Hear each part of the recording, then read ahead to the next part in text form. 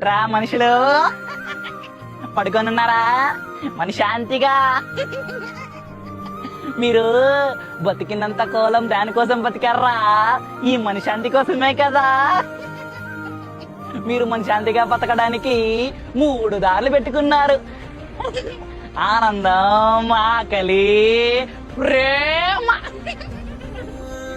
ఆకలి అనుకుంటే ఏమనుకున్నారు? డబ్బులు వెనకాల పరిగెత్తారా?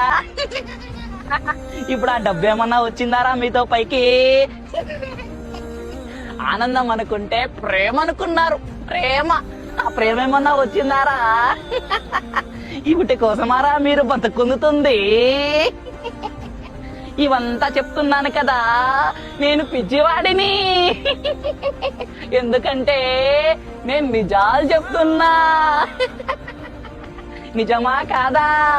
మీ మనిషి జన్మ తెలియని పరువు కోసం, విలువైన కాగితం కోసం అబాల్ కొట్టుకుంటుంది.